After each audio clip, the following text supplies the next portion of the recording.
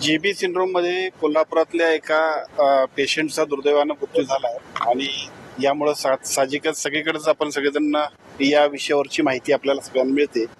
खरं तर जेबी सिंड्रोमच्या एकूण सगळ्या पेशंटची संख्या महाराष्ट्रातली जी पहिल्या टप्प्यामध्ये 9 जानेवारीला पुण्यात एकदम ज्यावेळेला पेशंट आढळले त्यावेळेला आपण सगळेजण घाबरलेलो होतो.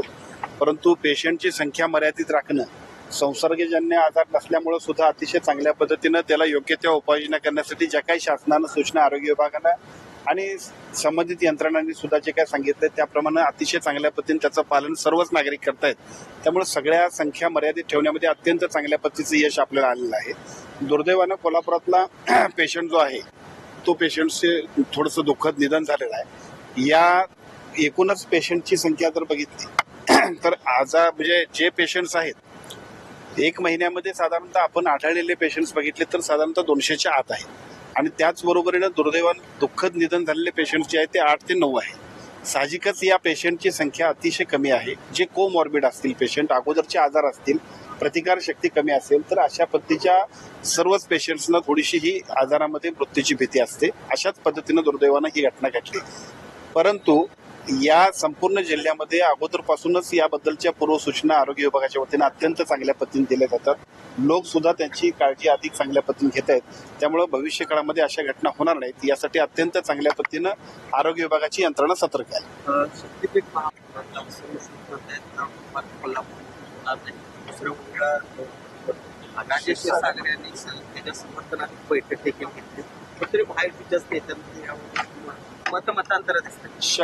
मार्गाबद्दल मतांतर असणं साहजिक आहे, कारण एका बाजूला राज्य शासनाच्या वतीनं हा एका मार्ग करण्यासाठीचा पुढाकार घेतला जातोय, परंतु ज्या मतदारसंघातून तो जातोय तिथले लोकप्रतिनिधी सुद्धा आणि तिथल्या शेतकऱ्यांची जनसामान्यांची भावना सुद्धा तेवढीच महत्वाची.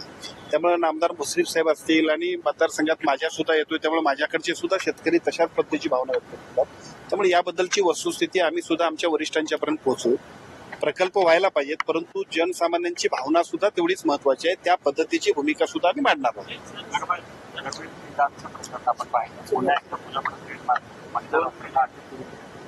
काय सांगा, तिकडे कायदा सुधारण्याचा प्रयत्न केला जातो, थांबताना दिसत नाही. खरं तर या PCNDT ऍक्ट जो आहे त्या ऍक्टमध्ये अत्यंत प्रभावीपणानं आरोग्य विभागाचा आरोग्यमंत्री म्हणून मी जे काही काम करतोय ते अतिशय महत्वाचं आहे आणि त्यामुळेच कोल्हापुरात जे काही छापे झाले ते अतिशय चांगल्या पद्धतीनं त्याच्यामधले रिझल्ट आपण बघितलेत. अजून सुद्धा छापे होणे गरजेचं आहे, कारण कोल्हापुरामध्ये सुद्धा मुलींचा दर खूप कमी व्हायला आहे, हे आमच्या सगळ्यांच्यासाठी सुद्धा शोभनीय नाही आणि त्यामुळे साहजिकच अजून छापे पडले पाहिजेत, यंत्रणा अधिक गतिमान झाली पाहिजे. अशा पद्धतीनं जे कोण कृत्य करत असतील त्यांच्यासाठी सुद्धा कडक कारवाई, कायद्यातल्या दुरुस्तीचा प्रस्ताव सुद्धा आम्ही दिलेला आहे, तो सुद्धा होईल. 2-4 दिवसांमध्ये आणखीन एक GR होईल, ज्याचा उल्लेख पूर्वी आपण केला होता की जो डिकॉय आहे म्हणजे जी तक्रारदार महिला असते त्या तक्रारदार महिलेला सुद्धा 1 लाख रुपये आपण देतोय. पूर्वी आपण फक्त खबऱ्याला 1 लाख रुपये देत होतो, आता आपण जी डिकॉय महिला असते तिला सुद्धा 1 लाख रुपये देतोय. त्यासाठी आवश्यक असणारी प्रसिद्धी, प्रचार, ऑफिसचं सगळं मानधन, जे काय मीटिंग असतात, त्याचबरोबर त्यांना वाहनांची सुरक्षितताने पुरवणं, या सगळ्यांसाठी सुद्धा अत्यंत चांगल्या पद्धतीचा निधी आपण जो काही जाहीर केलाय, पुढच्या 1-2-3 दिवसांमध्ये त्याचा सुद्धा GR निघेल. खरं तर काही डॉक्टर स्थानिक जे प्रशासन आहे त्यांच्यावर प्रेशर निर्माण करण्याचा प्रयत्न करतात, अशा प्रकारची कुजबूज अधिकाऱ्यांमध्ये सुरू आहे. त्याच्यामध्ये कोल्हापूर शहरातले 2 डॉक्टर आहेत ज्यांच्याकडे हे सर्व चालतं, पण त्यांना थांबवण्यात यश आलेलं नाही. माझी आपल्या मार्फत सर्वांनाच विनंती आहे की ही एक सामाजिक जबाबदारी आहे. त्यामुळे अशा पद्धतीचं कुठलंही कृत्य कोण करत असेल तर त्याची कोणत्याही परिस्थितीत काही करणार नाही.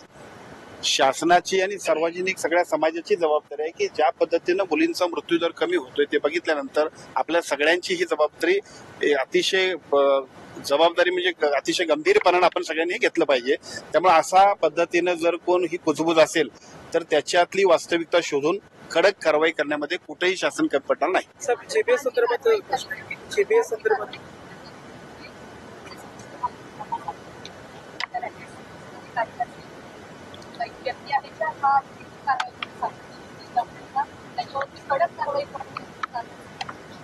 निश्चितपणानं जर का अशा पद्धतीनं सातत्यानं काही लोक याच कारवायांमध्ये असतील तर जसं काही मोकामधली सुद्धा जी कारवाई असते तशा पद्धतीनं सुद्धा कडक कारवाई करण्यासाठी जे काय निर्णय घेतले जातील ते शासन स्तरावरती येण्यामध्ये आम्ही पुढाकार घेणार आहोत. सर, जीबीए संदर्भात मुलांची डिस्चार्ज होण्याची संख्या आता अधिक आहे पॉझिटिव्ह कुठेतरी वाटतं?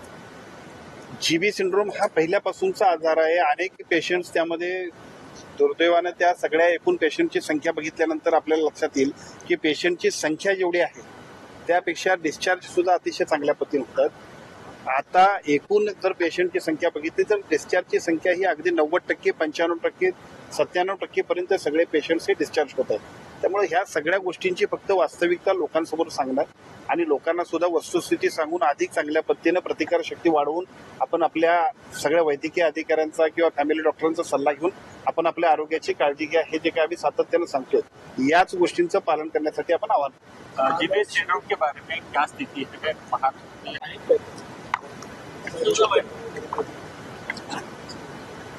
आदरणीय एकनाथजी शिंदे साहेबांच्या नेतृत्वाखाली अत्यंत चांगल्या पद्धतीनं महायुतीचं जे काही एकूण सरकार कालच्या निवडणुकीमध्ये स्थापन झालं त्यामुळे साहजिकच महाराष्ट्रातल्या संपूर्ण शिवसैनिकांमध्ये एक अत्यंत चांगल्या पद्धतीचं उत्साहाचं वातावरण आहे आणि अशा सगळ्या वातावरणामध्ये कोकणामधले सुद्धा दिग्गज नेते आपल्या सोबत सहभागी होत आहेत. त्यामुळे साहजिकच अशा येणाऱ्या प्रत्येक सर्व मान्यवरांचं सुद्धा स्वागत करून पक्ष संघटना मजबूत करण्यासाठी राज्यभरामध्ये आपण काम करणार आहोत. त्यामुळे जिल्ह्यामध्ये सुद्धा जे जे लोक येतील त्यांचं स्वागत करणं त्या सगळ्यांना सुद्धा अतिशय चांगल्या पद्धतीने आपल्याबरोबर सोबत घेणं यासाठी आम्ही सगळेच मंडळी संघटितपणाने काम करतो. काही लोकांची बातमी चर्चा झाली. या सगळ्या गोष्टींच्यासाठी अत्यंत चांगल्या पद्धतीने वेगवेगळे लोक काम करतायत. पुढच्या टप्प्यामध्ये आपल्या सर्वांना या सगळ्या गोष्टी लक्षात घ्या.